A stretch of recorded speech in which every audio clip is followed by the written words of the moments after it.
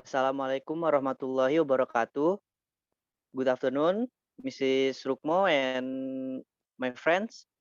Uh, we from Group 7 will present the result of the discussion from our group about environmental influences on plant diseases.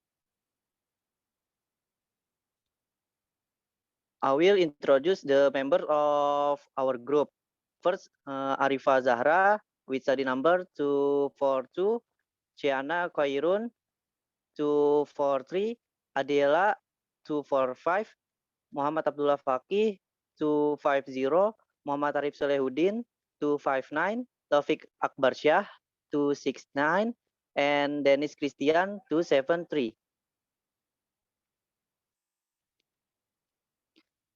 First, plant diseases.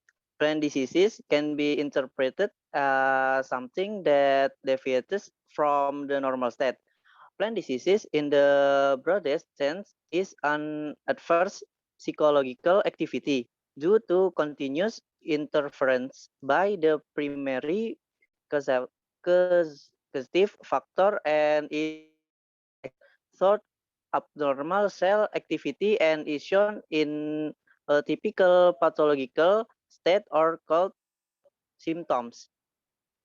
The disease triangle concept explain that the incidence of disease in plants is the result of the interaction of three factors, namely plant or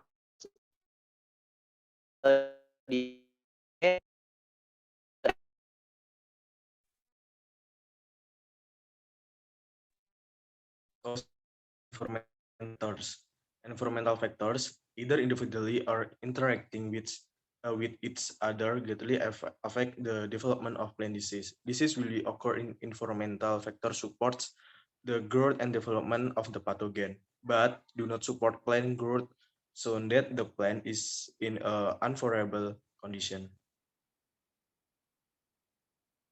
Number one, by influencing the pathogen.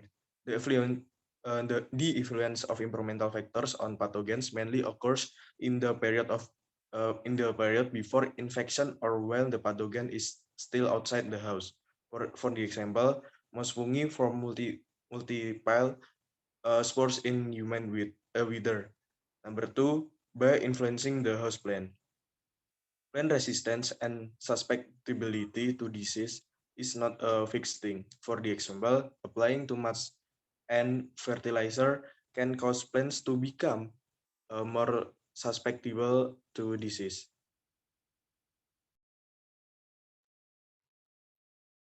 External factors that affect the pathogen indirectly. The first one is spread of pathogen. One can determine the proximity of spore spread as well as spread of vector insect that spread pathogens. Examples: low temperatures, strong winds, humid air. Myzus persicale doesn't fly. It also occurs in Bemisia tabaci. The second one is antagonism in the ground. Microorganisms that are antagonistic to soil pathogens. Antagonists suppress the development of pathogens, produce antibiotics. For example, Trichoderma viride produce gliotoxin and viridin, which are resistant to alkaline reaction. Conduct competition with pathogens for nutrients. Pathogens that can survive in the soil are usually facultative saprophytes that are less able to compete with saprophytes. Environmental effects on the development of plant diseases. 1. Humidity. In general, spore germination and the first development of pathogens are closely related to humidity. Infection by airborne pathogens usually occurs based in a drop of water, either rain, fog, or dew. In general, fungi only form spores in moderately humid air conditions.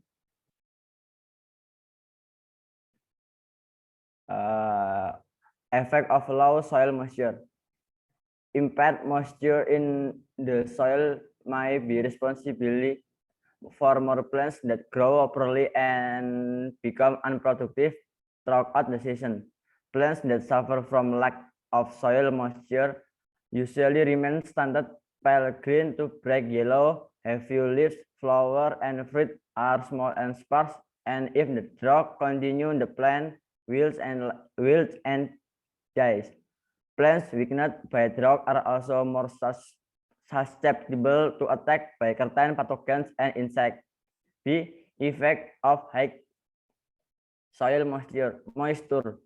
As a result of excess soil moisture caused by flooding of poor drainage, plant root hairs rot possible due to the reduced oxygen supply to the roots. Flooding during the growing season can cause permanent wilting and death of succulent annuals within 2 to 3 days.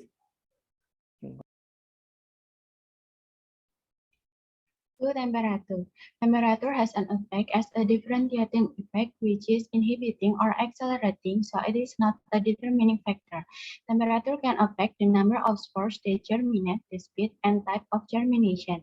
In general, the minimum temperature for spore germination is 1 until 3 degrees Celsius, and the maximum temperature is 30 until 36 degrees Celsius, while the optimum temperature depends on each type of pathogen.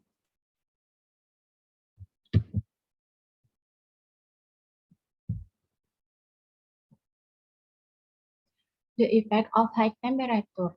In general, plants are damaged faster and the damage spreads more quickly when the temperature is higher than the maximum temperature for growth than if the temperature is lower than the temperature minimum. The effect of high temperature on growth is related to the influence of other environmental factors, especially excess light, drought, lack of oxygen, or strong winds along with low relative humidity. The effect of low temperature. Damage to plants caused by low temperature is greater than high temperatures. Temperatures below freezing point cause a variety of damage to plants. The initial damage affects only the more extensive major vascular tissue that freeze crosses the tuber to produce a net-like necrosis.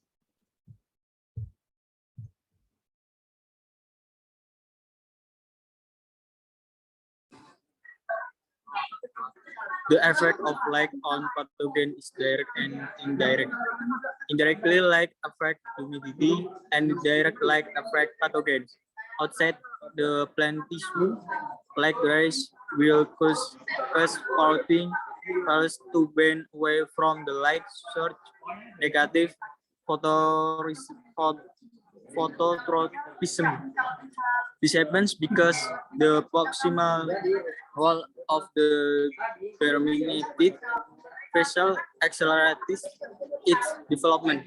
In relation to soil fertility, plant disease can be divided into two, namely diseases that occur in fertile plants and diseases that occur in weak plants.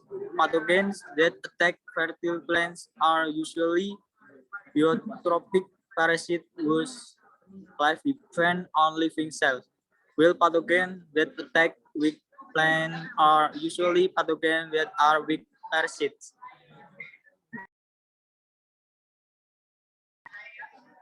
Next.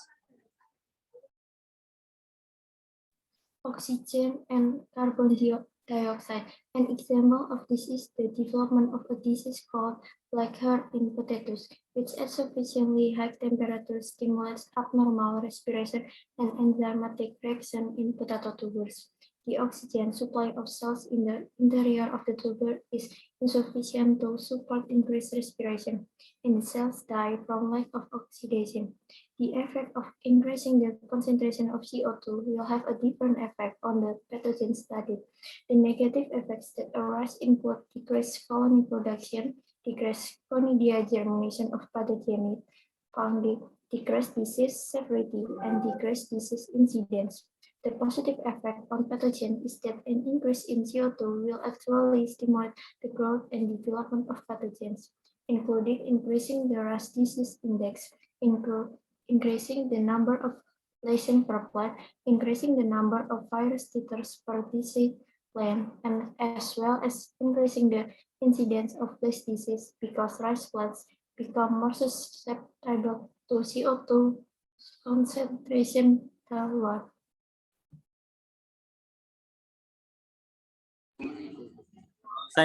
Thank you for attention. That's the presentation that we can convey more or less policies. Thank you. Any question? You can question at WAG. Thank you.